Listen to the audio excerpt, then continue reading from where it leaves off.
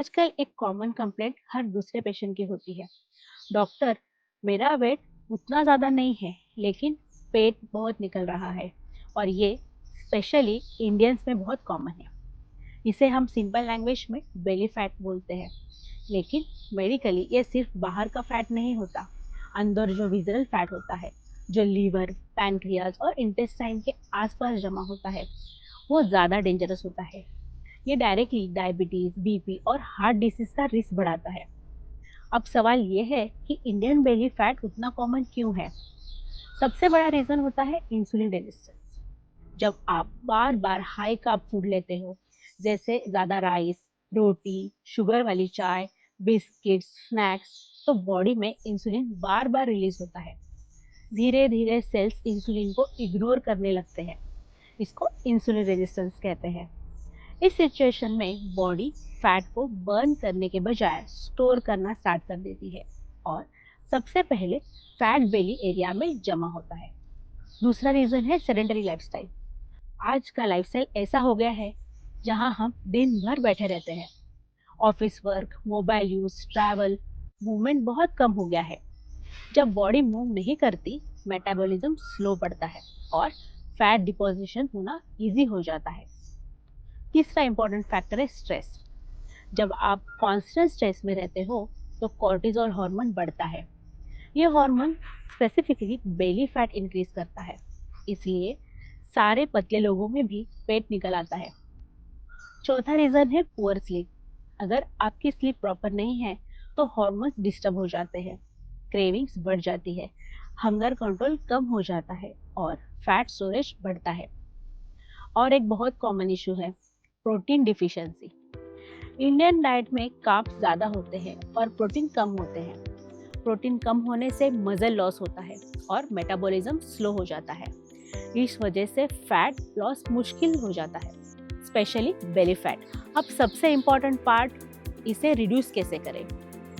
सबसे पहले ये समझना जरूरी है कि बेली फैट कम करने के लिए क्रैश डाइटिंग या सिर्फ जिम जाना काफ़ी नहीं है। आपको रूट कॉज पर काम करना पड़ेगा। डाइट से स्टार्ट करते हैं। आपको अपनी प्लेट का स्ट्रक्चर चेंज करना होगा। हर मील में कार्ब्स कम और फाइबर और प्रोटीन ज़्यादा होना चाहिए। मतलब सिर्फ रोटी चावल भर के खाना नहीं, बल्कि उसके साथ दाल, पनीर, स्प्राउट्स, वेजिटेबल्स और सलाद ऐड करना ज़रूरी है। जब आप प्रोटीन और फाइबर बढ़ाते हो तो शुगर स्पाइक कंट्रोल होता है और इंसुलिन रेजिस्टेंस धीरे धीरे इम्प्रूव होता है। रिफाइंड फूड जैसे मैदा, बिस्किट, बेकरी आइटम्स और शुगरी ड्रिंक्स को कम करना बहुत इंपॉर्टेंट है। ये सब डायरेक्टली फैट स्टोरेज को बढ़ाते हैं। अब मूवमेंट्स की बात करते हैं। सिर्फ 1 घंटा जिम करना इनफ नहीं है अगर बाकी 10 घंटे आप बैठ रहे हो। आपको दिन भर एक्टिव रहना पड़ेगा। हर 1 घंटे में थोड़ा उठना, चलना, स्ट्रेस यूज करना, ये सिंपल चेंजेस लॉन्ग टर्म में बड़ा डिफरेंस क्रिएट करते हैं। डेली कम से कम 30 से 40 मिनट ब्रिक्स वॉक या कोई फिजिकल एक्टिविटी ज़रूर होनी चाहिए। स्ट्रेंथ ट्रेनिंग भी इम्पॉर्टेंट है। जब आप मसल बिल्ड करते हो तो मेटाबॉलिज्म फास्ट होता है और बॉडी फैट बर्न करने लगती है। अब स्ट्रेस कंट्रोल। अगर आपका स्ट्रेस कंट्रोल में नहीं है तो बेली फैट रिड्यूस करना मुश्किल हो जाता है। डीप ब्रीदिंग, थोड़ा मेडिटेशन या सिंपल वॉकिंग भी स्ट्रेस हार्मोन को कंट्रोल करने में हेल्प करता है।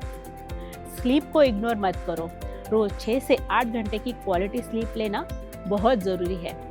लेट नाइट स्क्रोलिंग और irregular sleep pattern fat loss को डायरेक्टली अफेक्ट करता है। एक और practical tip, meal timing. Late night heavy dinner avoid करो और पूरे दिन रैंडम स्नैकिंग कम करो। बॉडी को डाइजेशन और रिकवरी का टाइम मिलना चाहिए। सबसे इम्पोर्टेंट बात, कंसिस्टेंसी। बेली फैट एक दिन में बढ़ता नहीं और एक दिन में कम भी नहीं होगा, लेकिन अगर आप 2 से 3 महीने कंसिस्टेंटली सही डायरेक्शन में काम करते हो तो विजिबल चेंजेस आना स्टार्ट हो जाता है। माधव बाग में बेली फैट को सिर्फ वेट प्रॉब्लम नहीं माना जाता, इसे मेटाबॉलिक इशू के रूप में ट्रीट किया जाता है। Insulin resistance, sugar level, lifestyle pattern और डाइट हैबिट्स को डिटेल में इवैल्यूएट करके पर्सनलाइज प्रोग्राम दिया जाता है, जिसमें फैट लॉस सस्टेनेबल तरीके से अचीव होता है और फ्यूचर रिस्क भी कम होता है। फाइनल मैसेज सिंपल है, बेली फैट सिर्फ अपीयरेंस का इशू नहीं है, ये एक वार्निंग साइन है। अगर आप इसको समय पर कंट्रोल कर लेते हो तो आप फ्यूचर में डायबिटीज, बीपी और हार्ट प्रॉब्लम से बच सकते हो।